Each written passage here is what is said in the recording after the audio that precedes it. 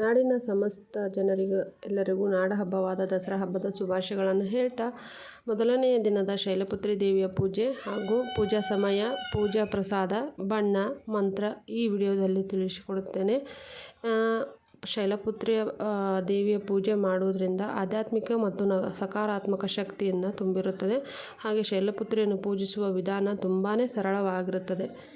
ಮೊದಲನೇದಾಗಿ ಸಾಧಕನು ಅಪಾರ ಆಶೀರ್ವಾದವನ್ನು ಪಡೆಯುತ್ತಾನೆ. ಈ ಒಂದು ಪೂಜೆ ಮಾಡುವುದರಿಂದ ತಾಯಿ ಶೈಲಪುತ್ರಿಯ ಬೀಜ ಮಂತ್ರ ಇದನ್ನು 108 ಬಾರಿ ಪಠಿಸಬೇಕು. ಓಂ ಹೇಂ ಕ್ರೀಂ ಕ್ಲೀಂ ಶೈಲಪುತ್ರಿಯೇ ನಮಃ. ಶೈಲಪುತ್ರಿಯ ಕಥಾ.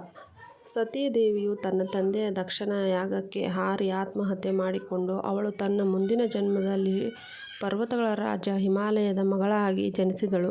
ಶೈಲ ಎಂಬುದು ಹಿಮಾಲಯ ಇನ್ನೊಂದು ಹೆಸರು. ಪರ್ವತಗಳ ರಾಜನಾದ ಹಿಮಾಲಯದ ಸ್ಥಳದಲ್ಲಿ ಶೈಲಪುತ್ರ ದೇವಿಯು ಜನಿಸುತ್ತಾರೆ. ಈ ಹೆಸರು ನೀಡಲಾಗಿದೆ, ಶೈಲಪುತ್ರಿ ಎಂದು ಹೆಸರು ನೀಡಲಾಗಿದೆ. ಆಕೆಯ ಮೂಲ ಹೆಸರು ಪಾರ್ವತೀ ದೇವಿ.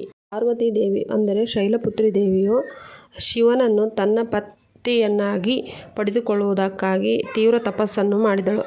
ಆಕೆಯ ತಪಸ್ಸನ್ನು ನೋಡಿ ಸಂತಸಗೊಂಡ ಶಿವನು ಅವಳಿಗೆ ಕಾಣಿಸಿಕೊಂಡು ತನ್ನ ಪತ್ನಿಯಾಗಿ ಸ್ವೀಕರಿಸಿದನು. ಇದು ಶೈಲಪುತ್ರಿಯ ಕಥಾ. ಹಾಗೆ ಶೈಲಪುತ್ರಿ ದೇವಿಗೆ ದಾಸವಾಳ ಹೂವು ಅಂದರೆ ಕೆಂಪು ದಾಸವಾಳ ಹೂವು ಅಂದರೆ ತುಂಬಾ ಪ್ರಿಯ. ಆ ದಿನದಂದು ಕೆಂಪು ದಾಸವಾಳ ಹೂವನ್ನು ದೇವರಿಗೆ ಶೈಲಪುತ್ರಿ ದೇವಿಗೆ ಅರ್ಪಿಸೋಣ. ಶೈಲಪುತ್ರಿ ದೇವಿಯ ಮಂತ್ರ. ವಂದೇ ವಾಚಿತ್ತ ಲಾಭಾಯ ಚಂದ್ರದ್ರಕೃತ ಶೇಖರಾಂ ಮೃಷ್ಟಾರೂಢಂ ಶೂಲಧರಾಂ ಶೈಲಪುತ್ರಿ ಯಶಸ್ವಿನಿಂ. ಈ ಮಂತ್ರವನ್ನು ಹೇಳುತ್ತಾ ಪೂಜೆಯನ್ನು ಮಾಡುತ್ತಾ ಶೈಲಪುತ್ರಿಯನ್ನು ಆರಾಧಿಸಿ ಶೈಲಪುತ್ರಿಯ ಅನುಗ್ರಹವನ್ನು ಪಡೆದುಕೊಳ್ಳೋಣ. ತಾಯಿ ಶೈಲಪುತ್ರಿ ದೇವಿಯು ಹಸುವಿನ ಮೇಲೆ ಕೂತು ಸವಾರಿಯನ್ನು ಮಾಡುತ್ತಾಳೆ. ಹಾಗಾಗಿ ಹಸುವಿನ ಹಾಲಿನಿಂದ ಮಾಡಿದ ನೈವೇದ್ಯ ಅಥವಾ ಪ್ರಸಾದ ಅವರಿಗೆ ತುಂಬ ಇಷ್ಟ. ಹಾಲಿನಿಂದ ಮಾಡಿದ ಖೀರಾಗಲಿ ಪಾಯಸವಾಗಲಿ ಪ್ರಸಾದವನ್ನು ಮಾಡಿ ನೈವೇದ್ಯ ಮಾಡುವುದು ತುಂಬಾ ಒಳ್ಳೆಯದು.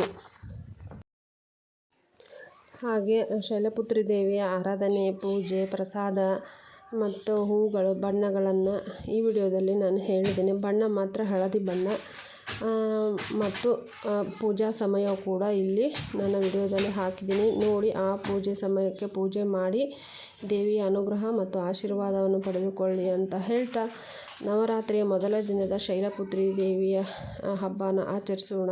ಎಲ್ಲರಿಗೂ ನವರಾತ್ರಿ ಹಬ್ಬದ ಶುಭಾಶಯಗಳು.